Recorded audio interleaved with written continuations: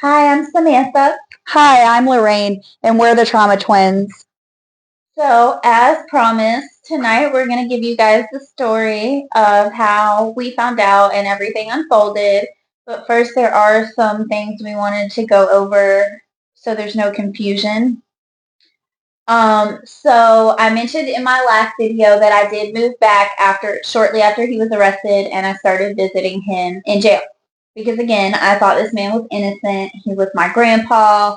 My mother wouldn't tell us anything. And you may have noticed that Lorraine said in her video that she wasn't allowed to visit him in jail. This was mostly per my mom's request. And this was just one of the many ways my mom kept us divided. We really didn't talk that much back then, which is why I didn't know at the time that she was in contact with the previous victim. So the first time I visited him in jail, he cried like a baby when he saw me. But he would never, say anything. He wouldn't talk about the case. He would just tell me, you never want to go to jail, and ask about me. And he was just as elusive as our mother was. Per his request, I moved into his house to keep an eye on his wife, who sat around high on pills all the time on the couch, slurring her words. You could barely speak. I've brought this up in a previous video. That clearly didn't last very long. I believe at one point you brought up an issue to our mother. Yeah, so I actually brought up during a time that we were actually at my mother's house, this person was sitting on the couch, slumped over, slobbering on a tablet, and my husband nudged me, and I looked over, and I was kind of taken back because this house was full of kids, and this person was watching a child, not my children, a child, at this home, and in my opinion, should not have been in any caregiving role. We also want to touch on the arrest. There were no charges listed. I know a lot of times when someone's arrested, you can go on the JailView websites and see what their charges are. There were no charges listed for either of them, and the whole case was very hush-hush. And of course, the only thing that we had was our mom, and she was lying to us the whole time. There was also a pretty good gap, I'd say at least 6 months to a year in between the two of them being arrested. So when she was arrested, we were thrown through a loop because, again, our mom had told us money laundering schemes and digging up bodies. So what would she have to do with that? But again, no information. Our mother did bail her out of jail, and she broke about 1,000 of the rules of being out on bond, but not even that big of a deal compared to the whole situation. So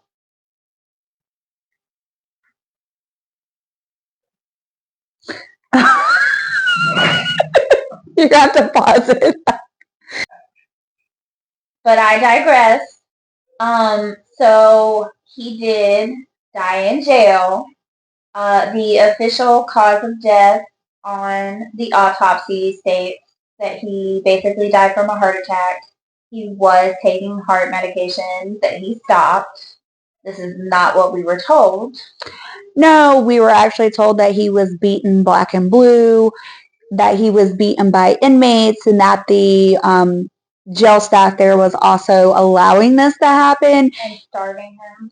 That too. How much he weighed 110 pounds when he died. Yeah, and that he was covered in bruises, and which is funny because the autopsy determined that there were no injuries. He had like one small bruise that was consistent with a fall, and he was a very clumsy old man. But he was in his 70s, and every time I visited him in jail, he was using a walker. Yeah. And it has his weight on there on the actual autopsy, and it is not 110 or 120 pounds. He was a big man. It's the normal weight. Like, everything on the autopsy came back perfectly normal. He stopped taking his heart medication.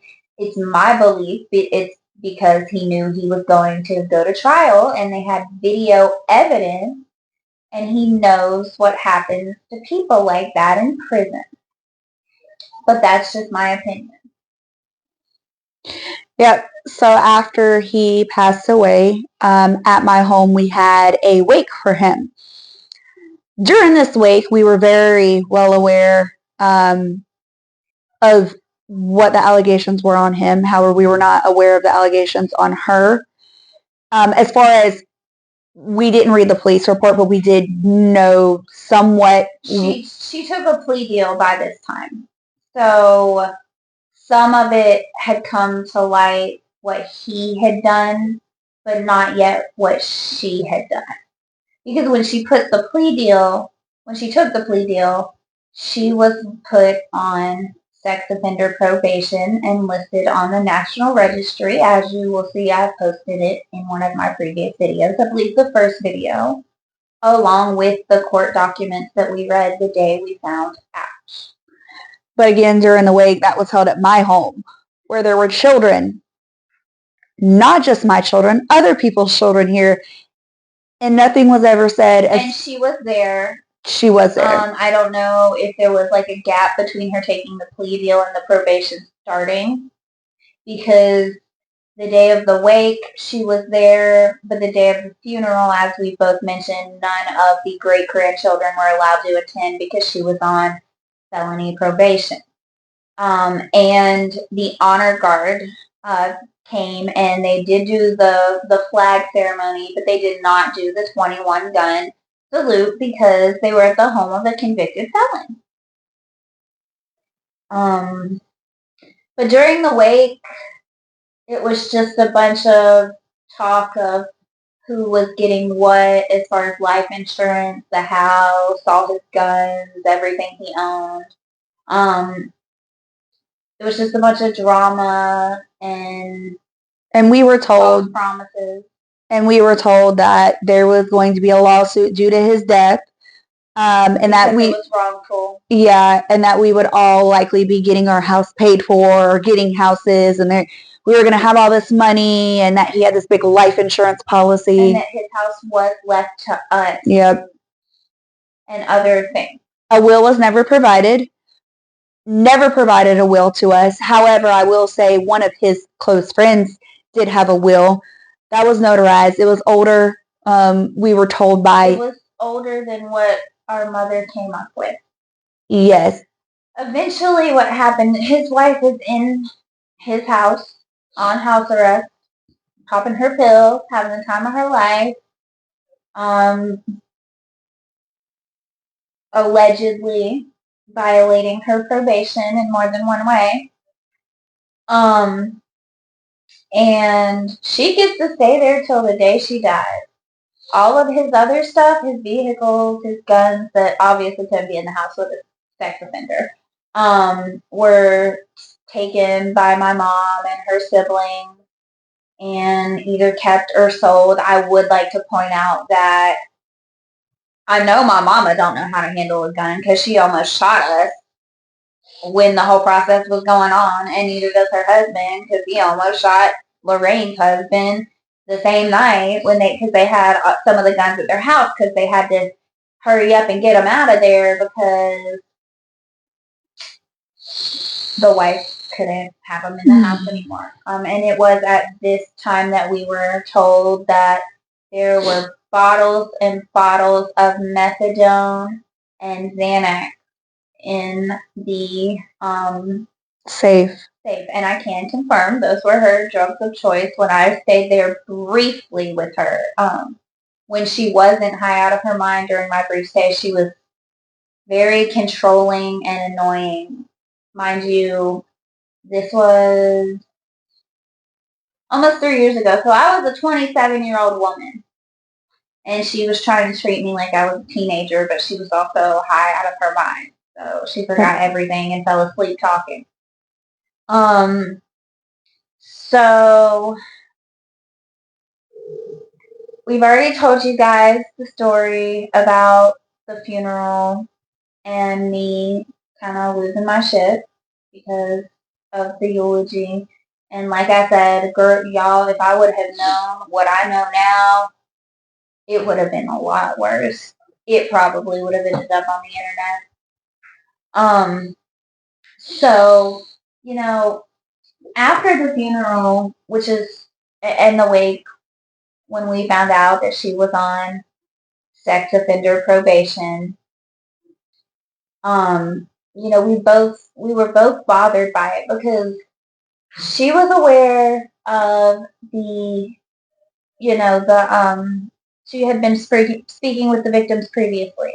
And I was aware of the rumor that went around that it was originally an affair, and then we found out later that it was grooming and continued into adulthood. Mm-hmm. This really bothered us. We're like, what in the hell happened? So a couple months later, after the funeral, I'm not speaking to my mother at this point, and neither is Lorraine here. Because it was just so much drama and so much headache. False promises, and we were sick of it. And this day would be the final straw that would break our relationship forever.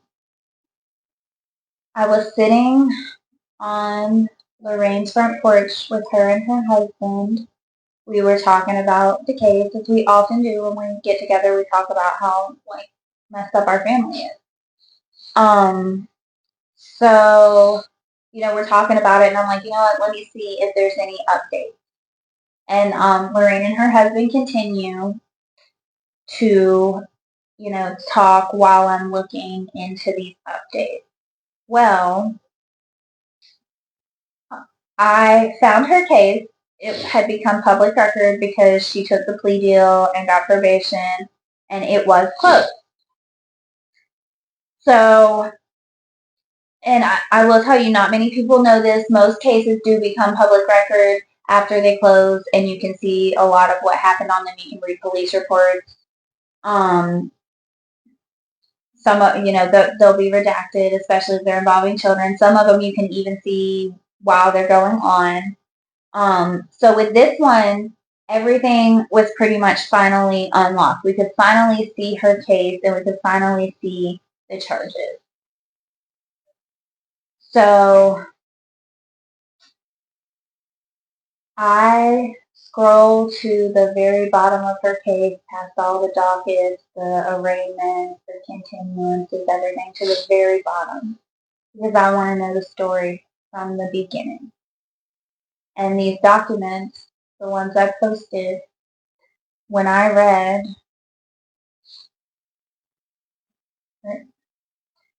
on May 18th, 2020, the second victim met with agents of the FDLE field office to report that she was sexually abused as a child by Terry, hereinafter referred to as Terry. She's now 34 and wished to disclose the abuse in hopes of protecting other children that might come into contact with Terry. When I read that, my heart dropped, but I kept reading, and it describes, their investigation with her, and it describes how they collaborated with the FBI, who was already investigating him because his child had seen for pornography. Child pornography. Mm-hmm. And my heart sank when I read all of this. And I didn't think it could possibly get any worse. But I was wrong when I read video 1. Video titled 2017 07/07/13. Meaning this video was taken in 2017. Depicted Terry And victim number 3, it is believed the word action was stated at the start of the video by the wife. The victim was sitting in a wooden rocking chair wearing her only panties and boots. She was holding a pink pig whip. I'm not going to finish reading you this horrific video, but when I read this, I got sick to my stomach. I started bawling. I couldn't speak. When my sister asked me what was wrong, all I could do was hand her the phone and let her read it herself. And I remember feeling very sick. But I feel like at that point I had already compartmentalized everything because I previously knew about his victims and things that had been done. And when I first found out about victim 2 and what had actually been done to her, I was so sick. I went through every emotion possible that you could feel all in a matter of minutes. And my mind raced for days. That was all I thought about. That was all I could, like, that was my world. And that was when we really weren't talking, so I didn't know you had spoken to the victim. So reading this paperwork was just a huge shock to me. And I will say people handle things differently. I asked his 2 best friends about it, and they both said, we thought he was guilty, but we felt we needed to stand by him. I am not one of those people. The moment I read that paperwork, any ounce of love I ever had for that man left my body. Dying in jail is better than he deserves. And the fact that she is sitting in the comfort of his house, doing her drugs, living her best life, when she did that to her own granddaughter, who I would like to point out, if the video was taken in 2017, was only about 3 or 4 years old when they started grooming her as his next victim. And to make matters worse, because they found several videos, and if you go back and look at our first TikTok, you can read this paperwork for yourself. But the videos it describes go all the way into 2020. At least 3 years of grooming this small child.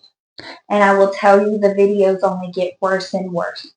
In 2020, I want to add, was the last year I actually saw this man face to face, because me and my husband and my children went to his home to go fishing. And these children were there at the home. So my heart only sinks to know if that was the day it occurred or not. The 2020 was the year that the FBI raided his house. They did not dig up the yard. They did take their phones and computers.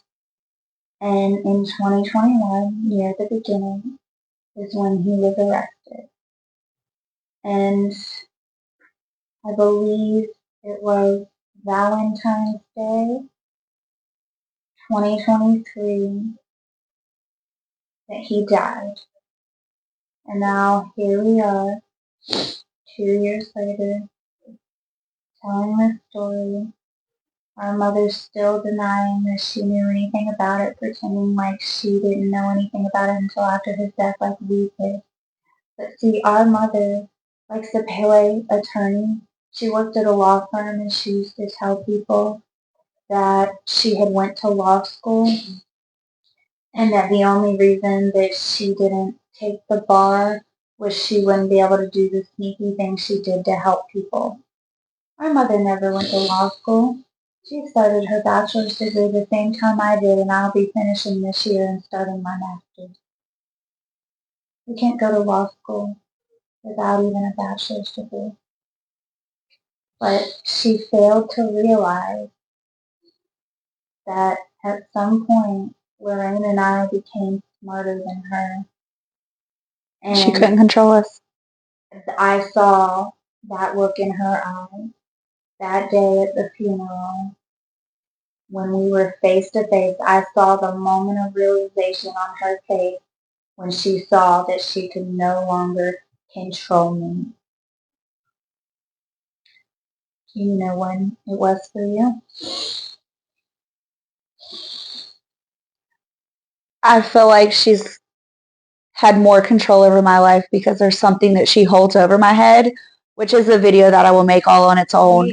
We will get into a lot more of the terrible things our mother has done to us. Well, what I will say is childhood full of trauma. I think that around Easter, when I basically told her that y'all could duke it out in the yard, like I'm still going to invite both of you and we're not calling the cops, I think she realized that she couldn't control me. So and it was awesome. She found out that she couldn't control it was awesome. Yeah, because we had Easter here the day after the funeral. And I mean, I still get pissed when I think about it. Because in my mind, anyone who would hurt a child should be put down in the worst way possible. And that man may have been my grandfather, but he's not now. I will never claim him again.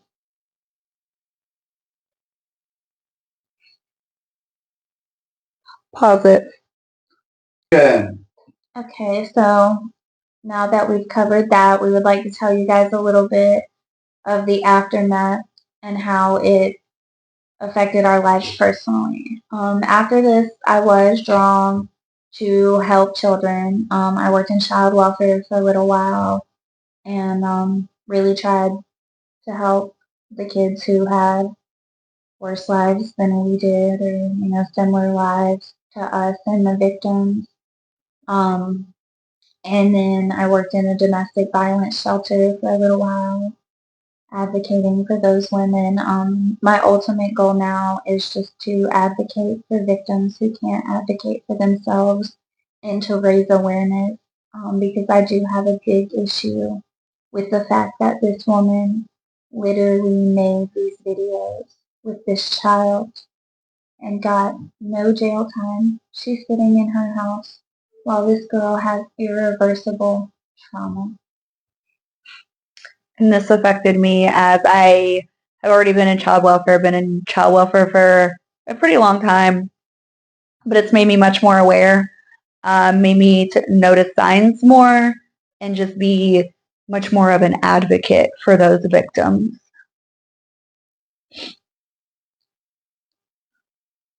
It still, bothers us every day, but we do our best to move past it, and we thought it was time to share this story and some more with you guys.